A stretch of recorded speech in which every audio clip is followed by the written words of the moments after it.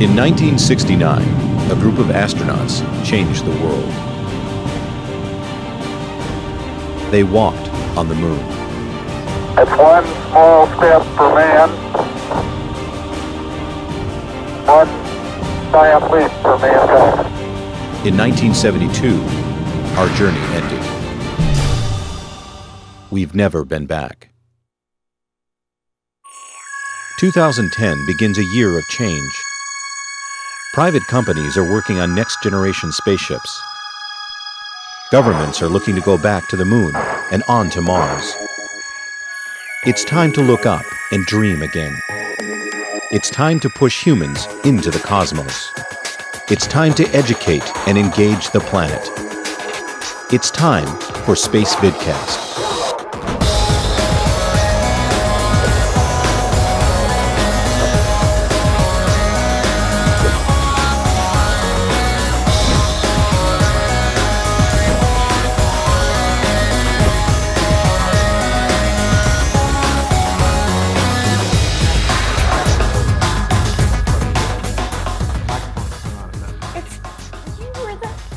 I know, I was talking and then I stopped talking the moment, because the mics are down until you hear the, it's time for Spacevidcast. Would you just do the open? Kath brings up Seriously?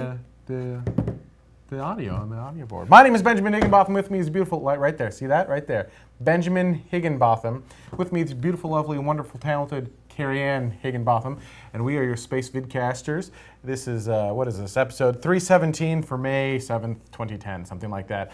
Check it out. We're going to STS-132, heading on down to Florida, Kennedy Space Center. We're approved medias. Yeah, as of like 2 hours ago? Minutes ago, yeah. They're actually going to let us in, those fools. That's going to be fun. We're going to have live coverage of STS-132. We're still planning on doing our high-def coverage. Now, how we go about doing that's a little bit up in the air. Because for some odd reason, so AT&T does the bandwidth down at Kennedy Space Center. And if you thought their cellular network was bad, you should see what the bandwidth at Kennedy Space Center looks like. It's they basically... It's almost like no one ever thought the internet would ever work. That internet thing, even back in the 60s, was just a fad. It'll never go anywhere. We'll never need it for anything. To put this into perspective, Crow River Coffee Company, here where we do this show, this little thing we do, we have 2 megabits upstream bandwidth, and that's not even close to enough. And I've been begging and pleading with the ISP for more, but you know, they're like, oh, who needs more than 2 megs? Now, and we're in the sticks. Yeah, you go 20 miles down the road to our place, and we've got symmetrical 50 megabit bandwidth, and we can get that for like $100 a month, and you're all good. Go to Kennedy Space Center. That's right, you get a whole 256 kilobits per second upstream. Yeah. For those of us who are not technical, can you explain those numbers? Sure. We're trying to cram an HD signal that's this big into something that's this big. Thank you. That helps. Just not going to work. Just not going to happen. That's what she said. So, family show. That is what she said. We may have to bounce the signal off of Minneapolis and then bring it in that way, so you just end up with a little video of us at Kennedy Space Center. Hopefully it won't be that terrible Skype video that you're used to where the audio... so we'll see if we can't work on that for you. But it should be fun. It should be epic and awesome, and we're gonna go live as soon as we can down there. And my plan is there's a tweet up the day prior, and I want to do, because that day prior happens to be a Thursday, and my hope is to do next week's show from the tweet up. Right, so you'll just see a bunch of people doing this. That's the tweet up party. Yeah, it'll just be a bunch of us doing. Welcome to the show. Yeah, that'll be about it. Speaking of STS-132, it is due to launch May 14th, in case you guys didn't know, and it's going to be bringing up its primary, well, a couple big things. First, last flight of Space Shuttle Atlantis. Which is really the most important thing. I mean, who cares whatever else is on board? No, I mean, this is the end of an era, right? Now, well, actually, potential last flight of Space Shuttle Atlantis. Space Shuttle Atlantis is the launch on need vehicle for STS-133 with Discovery. So if anything happens on 133, they would need to launch Atlantis, and that would be the last launch. However, since the inception of the Launch on Need program, after the Columbia disaster, they have not needed to use the Launch on Need vehicle. So chances are STS-132 will be the last time Space Shuttle Atlantis sees space ever. History in the making on May 14th, assuming it's not delayed. We all know how launches go. It's going to be bringing up the Russian mini research module, and I hope it's Rosvet. Rosvet? I think so. The MRM module, along with an integrated cargo carrier vertical light deploy. Jesus, an ICC VLD. That's why they have acronyms. You can't pronounce this stuff. But you know, the primary payload is the mini research module, and basically. The reason they need to have this module is they need another docking port. Russia had canceled some stuff for the International Space Station, and there are overlapping missions of, Progress, Soyuz, the ATV vehicle that they've got up there, and they needed a fourth docking port, and this is going to bring up the fourth docking port on the ISS. And I was just reading through my notes, and there's, remember that we talked about this a little while ago, there's that CD. Oh no, not that CD. That patch that we mentioned. Right. For the final end of the space shuttle mission. Yes. The winner. Well, actually, all the patches, all 85 designs are going up on a CD. But we actually have a shot of the winner. Oh, we do? Yeah, it's actually not bad. I kind of like it. I think they did a good job with that. Yes, it's one of the better ones for sure. Yeah, I really like it. Because there were some in there that I really didn't like. Yeah, it was judged by program manager John Shannon, Leroy Kane, and 3 other shuttle program managers to make that all go. So you know, the guys who've seen all the patches, some of those guys. So we're excited for STS-132. It's going to be awesome. Watch our Twitter feed. I'm watching my tweet chat right here. You guys aren't twittering, but you know, right there. Some tweet of them are. chat. Well, I don't see it. Yeah. Well, GGAU, no? well I'm just gonna. All right. Anyway. Just gonna do this. So, in other news, like stuff that's happened more recently as opposed to stuff that may or may not happen in the future. Really? Yeah. No. Oh, for heaven's sakes. How about the Pad Abort Test, which I believe we have a video of.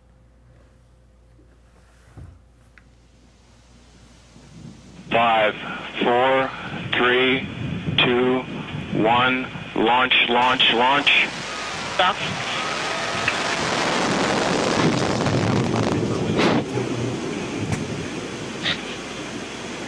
So what you're looking at is this is the abort system for Reorientation the Orion started. module. Cool.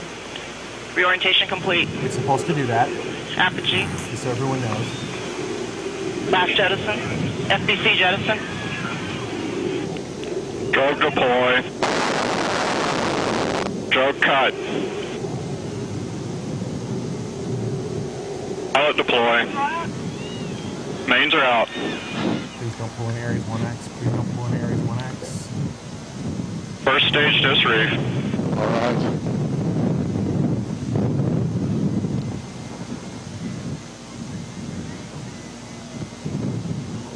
Second stage disreef. Full open, 3 mains. Alright. Segment started. Yay!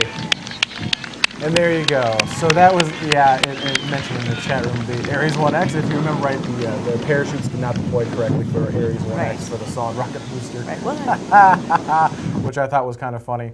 The flight lasted about 135 seconds from launch until the crew module touched down about a mile north of the pad itself. This happened at White Sands, which is in Las Cruces, I believe. Las Cruces. Well, it's outside of Las Cruces, but We drove through there. Yes, we It truly did. is white sand. It's kind of eerie. looks like snow. It's a little creepy. It kind of does. You're especially driving from through us and from Minnesota. you're like, that actually is white sand. Oh, I was talking with customers here from Crow River, and they were talking about how they went through white sands, and their dog was really excited, got out of the car, took a big old bite of white sand, thinking it was snow. And Oh. yes, promptly went, blah, blah, blah, blah. Poor thing. Can't even imagine. I wish I had that on tape. So The Pad Abort Test was cool in that this is kind of how we're going to save astronauts in case of a problem. Now, Constellation is not canceled yet, technically. Technically, it's still NASA's mission Yes. until the Congress passes the proposed fiscal year 2011 budget, which means even if Constellation is canceled, there's still Orion Light, and I believe this would still work on Orion Light. I don't think it's too heavy. So this could be part of the Constellation program that actually sees the light of day. that would be very cool. Yeah, and it seemed to work really well. It was kind of cool. I wish we had the animation of it, but you know, Yeah. it goes up. It actually does tumble head over heel, and then it kind of whips the Orion module off of it. It goes, BAM! And just jettisons the module, which I think is kind of cool. I would have just launched it up and been like, okay, jettison, but they felt the need to whip it off the, probably to get away from the large exploding rockets, I guess. Yeah, maybe. Yep, as Nate And said. it kind of looks like one of those energy domes. It's not just for reentry in well, yeah, I mean it's for when you're during ascent, if you have an issue, Right. where the rockets start to, rather than being a controlled explosion, become an uncontrolled explosion. Right? You start losing control of said explosion. You're going to want to get away from the vehicle as fast as possible, and that's what the launch abort system does. It gets you away from the vehicle as fast as possible. And actually, I think I have a stat. The main abort motor produced a momentary 500,000 pounds of thrust that burns for about 6 seconds. So it pulls them away from the vehicle as fast as it can, and it pulls them like a mile away, I want to say, 1.2 miles. Yeah, there's Orion light around. So anyhow, that was the Pad Abort Test, which worked. It worked great. Now, speaking of working, or this is my segue as not working. Actually, we did a really good daily on the things that weren't working earlier this week. It was like delay, not working, delay, Which was delay. funny because some of you got confused at the end because it seemed like suddenly our daily stopped in the middle of things. You know, that Ben was in the middle of a sentence and then suddenly there was an issue. That was kind of the joke. Yeah. So I can't believe anyway, you guys didn't get that. It was funny. that sort of made me laugh when people were a little concerned And a about little that. insight into how my noggin works. So if we normally do 3 dailies a week, so Monday, Tuesday, Wednesday, and Right. then on Thursday we do the live show, and we post the live show on Friday. So 5 days a week you get video. I was thinking of doing 4 dailies, so Monday, Tuesday, Wednesday, Thursday, and on Thursday we were going to post a previously on Spacevidcast, all 24 style, and then like show the ending of that video and do the like little square things, and then exactly. One of I those. thought that would have been funny, and then I was like, "Wow, that's a fantastic amount of effort. We're not going to do that." Yeah, no, totally not worth it in any way, shape, or form. But now you know. So, Voyager 2 is having issues. For those who don't know, Voyager 2 was a 4-year mission. NASA's good at having like 90-day mission that lasts 33 years. Well, the thing is, you undersell yourself. I guess so. We're only going to go for 90 days. It was initially supposed to be a 4-year mission. It has been going on for 33 years now. Voyager 2 is at the edge of our solar system, our galaxy, solar system. It's at the edge. It's actually at the heliosphere, the edge of the heliosphere. It was originally a 4-year mission to Saturn. It originally launched August 20th, 1977, and it's 8.6 billion miles from Earth, or 13.08 billion kilometers from Earth. There's a little bit of a problem, though. It's when it's communicating back to Earth, there's a certain pattern it's supposed to communicate in. Right. That pattern is not coming back correctly right now. Ping. So it's not quite communicating, and as such, NASA has commanded the Voyager 2 probe to only send information on its health and status, as it is garbling the science information. And they're going to try to repair that and see what they can do. Now, Voyager 1 is still working just fine, but Voyager 2, ping, is going beep instead. Really? All right. So Voyager 1 is having issues talking back to home. Here's where it gets really cool. And that's a picture, that's a graphic representation of it being near the heliosphere. What was I going to say? There was this was the cool part. We send a command to Voyager 2. It takes 13 hours to get a response. That's how far away it is. You going to make it? I don't think you are. Should we go to break really quick? Anyhow, Voyager 1, in case you guys are wondering, that's 10.5 billion miles away, or 16.9 billion kilometers away. When we come back, more space news, and she'll stop laughing. Stay with us. Once upon a time, a special few dinosaurs were given a gift. Something that set them apart from everyone else. Flying. If dinosaurs could speak, the orthodox among them would have dismissed the entire notion. Big deal, they would have told themselves. There's nothing up there but empty space. Every good thing in your life is here on the Earth. Food, shelter, company, not to mention greenery. Up there is absolutely nothing. But a strange thing happened. The dinosaurs on the ground died out 65 million years ago. And the ones with the gift of flight, the ones who pioneered the empty space above their heads, well, they're called birds. What's more, there are twice as many species of birds as ground-walking mammals, meaning the flyers have found twice as many ways of making a living in the sky. And flyers, be they birds or flying mammals, live longer than groundlings. Is nature trying to tell us something? Is there another empty space waiting for the flyers among us? Come to the National Space Society's International Space Development Conference in Chicago, May 2010, and wave the other dinosaurs goodbye. Bring space to life by bringing life to space.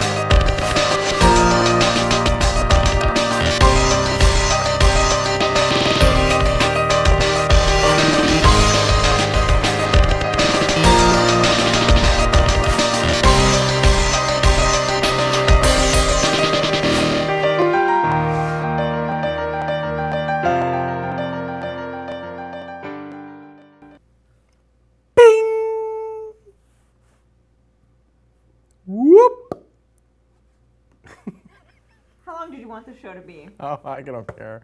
Whatever. Oh, okay. I've mentally checked out. Hey, you know, a couple cool things before we go back into space news. Yeah, sure. Vax has made a Spacevidcast ringtone. This is very cool. And do I dare get up and just play it for everyone? Because I'm going to have to get off.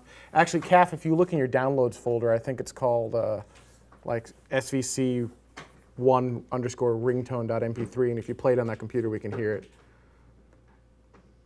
Might take a minute, though. Someone's batteries are dead. Which one? Mine? Carrie Ann's? I'll just keep talking then. He's going to do that. This is definitely the We're Not Trying show, I guess.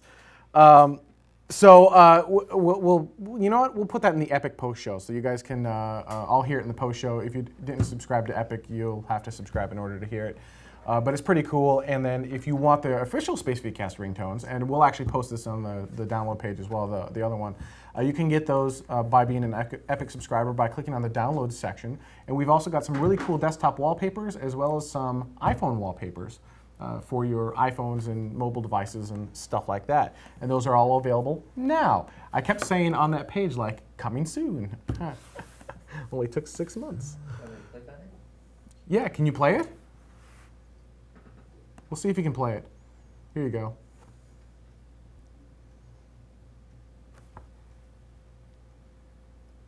I don't know.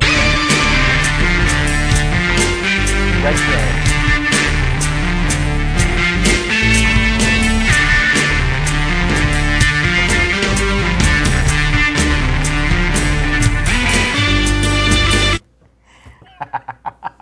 I totally want to be. It's like you got like the bad zoom in type thing, like the camera zoom into a this ring with Ben and Carrie Ann. Yeah. So you got to be an Epic subscriber to download that. But there you go. All right. If I had an unlimited amount of funds, this is exactly what I'd want to do. You know where I'm going with this? 3D on Mars. Like real 3D on Mars. You like that image? Really, that's the picture you decided to use? I thought you guys would like that. You suck so much. Oh, man. I should turn that into a wallpaper. Yeah, you should. But then you have to make the logo the same way. Oh, yes. Someone has glasses. Put them on. Tell me if it works. I'm sure it doesn't. I bet it does. Really? You need the red-blue glasses, though. I know it's... Who has those lying around? Well, maybe you do, I suppose. Goodness. Okay, so James Cameron is giving NASA tips on how to equip... What? Hey, NASA, just so you know, this is how you should be doing these things. No, he's giving them tips on how to equip Mars rovers with better cameras because he wants to use the footage. What? Now it's my turn to laugh. Seriously, it's like, I know you guys are rocket scientists and all, and I know that you've done this for a very long time, and I know that I've never put anything on another planet, but here's what you need to do. He wants to equip them with 3D cameras. That can't be easy to do. Lens. All right, Cameron's convinced NASA to buy a 3D camera for Curiosity, which, as you remember, is the rover that was open for people to submit names to. And he was like, names? I'm going to submit a camera. So it'll sit on top of the rover. What is your deal? Seriously. I think this whole story is hilarious. Just like, seriously, NASA. Do it my way. The thing is that the camera's so advanced that as you're driving, you could essentially make a movie. JPL has come out and said that. They're like, no, really, these rovers are so cool, they could pretty much make a movie. So James Cameron said, and he wants to make a movie. Exactly. So Curiosity should be launching right around 2011. So hopefully he'll have the camera ready by then. You know what's going to be really funny? If the camera fails on Mars. Well, if it wasn't Mars hardened. I suppose, but maybe the rover will fall in love on Mars. With opportunity or spirit? Is right. That what? We can get another Wall-E. That's just going to be but awkward. in 3D. Speaking of being awkward. Oh, yeah. Starwalker. So you guys remember this. Starwalker. We can't show the clip, unfortunately. Yeah, no, but there's some music in it that we can't do. But Starwalker, for those of you who may not remember, was supposed to be this reality TV show a la, we always joke, American Idol, but for astronauts. And the whole thing was that it was going to be this reality show for all these different people going through all of these different camps and stuff like that. And out of these different camps were going to be the chosen, like top 10. And then all those people were going to go to a different camp, train to be an astronaut, and 2 people were actually going to go up into space. That was the premise of the show. And we covered this story a while back. Like a year ago. Well, no, it was in the 300 series, I think. But when we covered it, we basically said, something's weird here. Because when they're looking to launch, there aren't any tickets available for human Right, because I think spaceflight. they were saying that they wanted to launch like 2012, something like that. Something really soon. That sounded like not quite right. And then a bunch of us went online because you could submit your name online or via text message, but it was a paid text message, which was another curious sort of thing. And one of the other things, in order to promote this whole thing, was that they wanted a host, a la Ryan Seacrest. And so they asked people to go out and pretend like you are the host of the Starwalker show. And so there's lots of great videos on YouTube. You really should check those out. They're awesome. They really are terrible, awesomely terrible people. I'm going to host Starwalker. What do you think of space? Dude, everyone loves space. That kind of thing. I mean, like really bad, but very, very funny. And of course, the Australian sort of current affair, if you will, kind of came out and said this whole thing is a huge sham. My point was that a bunch of us put our names in, and of course, every single one of us got the acceptance approved. letter. Amazing. Every last one of us. No sort of background check, no other information, just here's my name, here's my email. Great, you're approved. So apparently any spam bot out there is also approved. But getting ideas. There's only one little problem. Well, no, you do the rest of your story, and I'll mention why that spam bot idea won't work. Okay, well, in any case, so I don't even know what the name of their particular show is. Maybe it is called A Current Affair.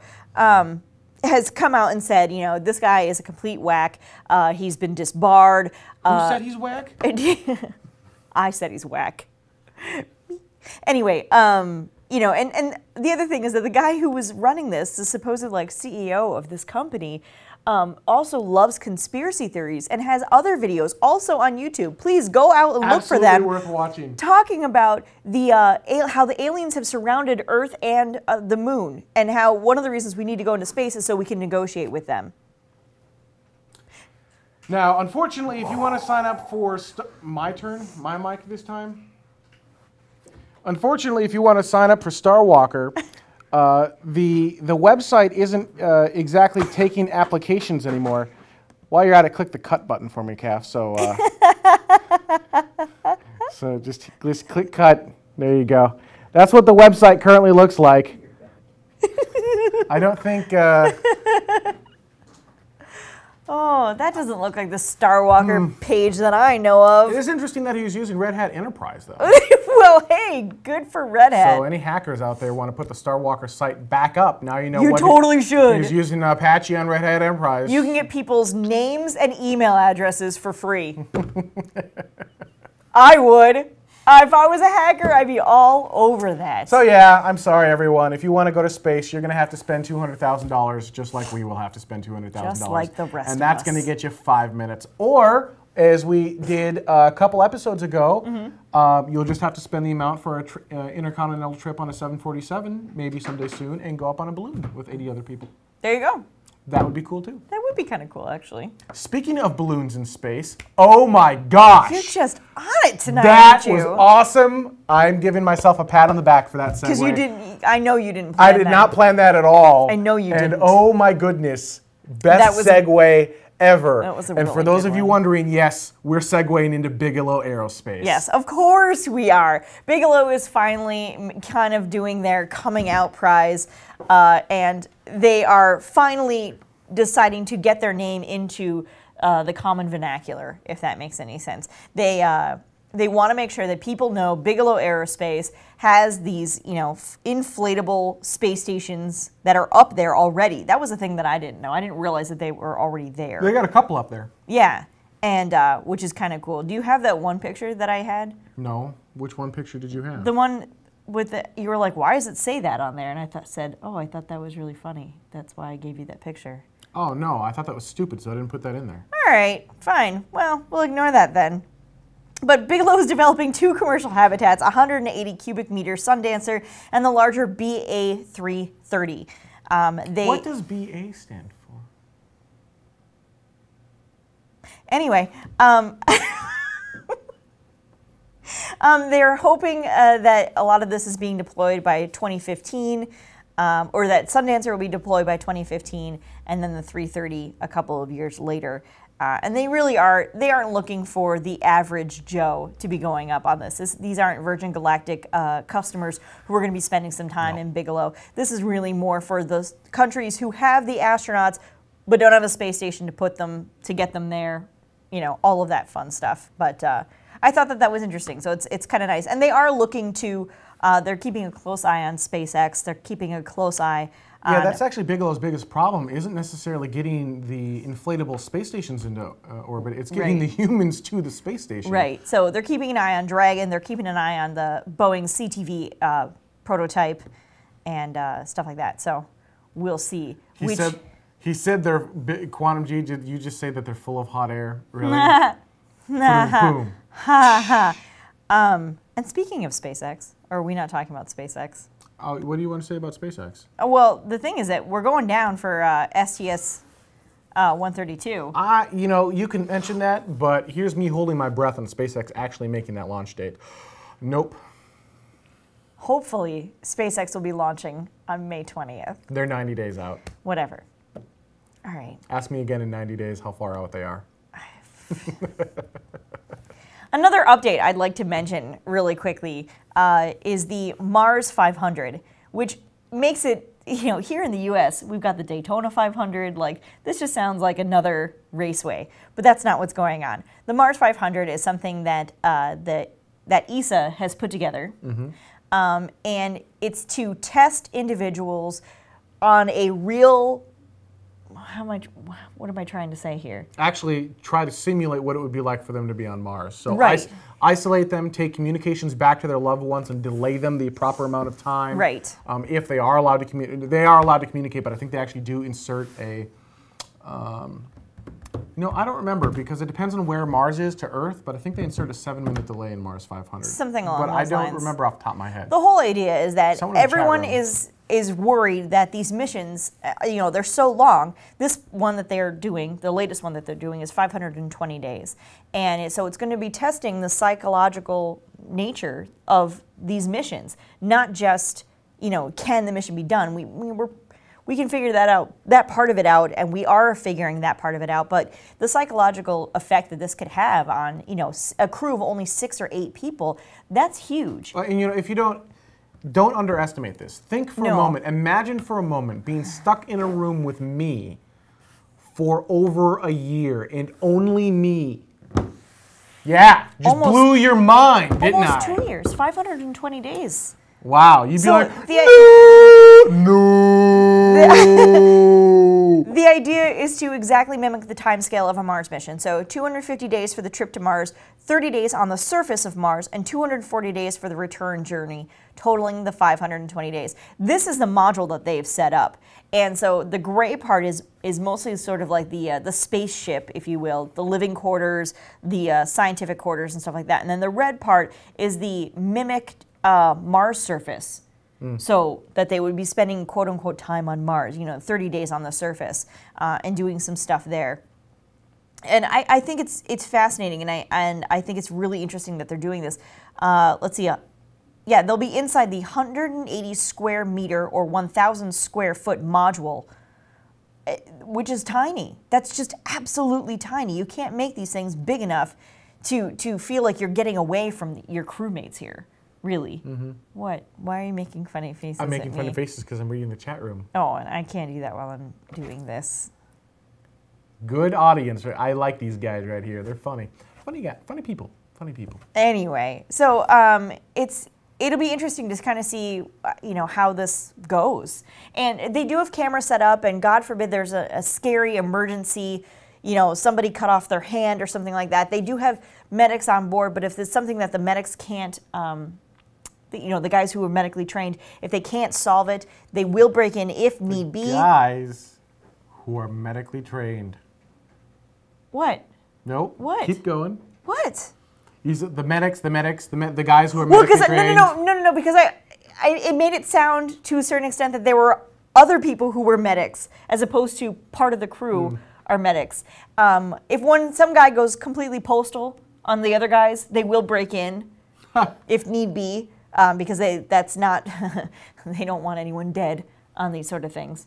But so it should be interesting to see what happens. Yeah, actually, you know what I think they should do? They should have each webcam in there streaming on the internet 24/7. That would be really cool. Yeah, and then you could just it would be like Big Brother, but like super ultra, just have a single page you go to with a grid of all the cameras, and you can choose, I want to see this one. It'd be kind of nice for their family when you think about it.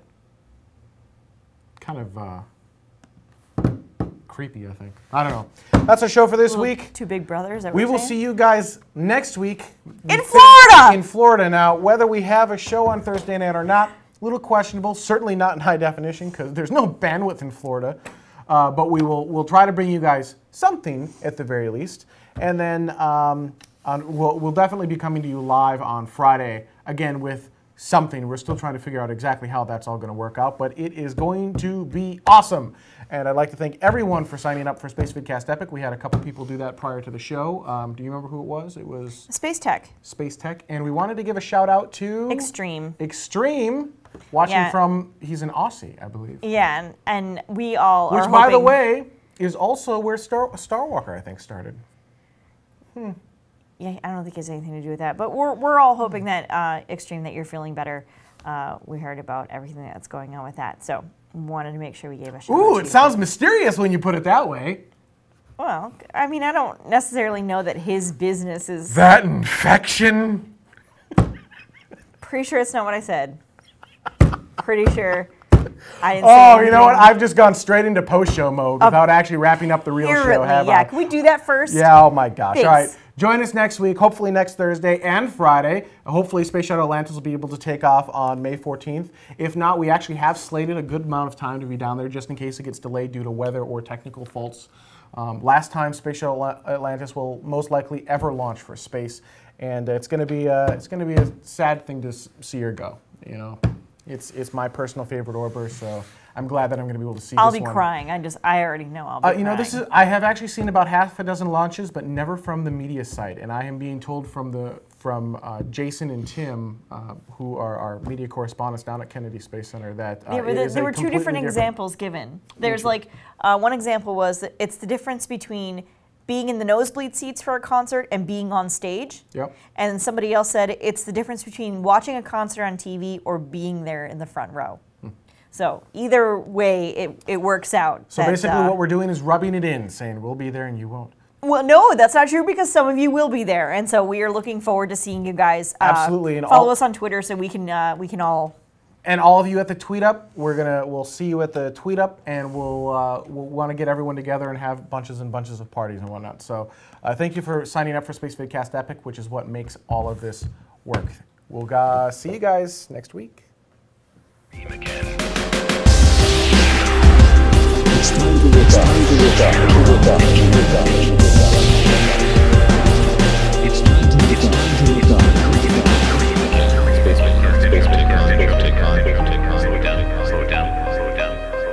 In 1969, the astronauts changed. On the moon. In 1972, our journey. We've never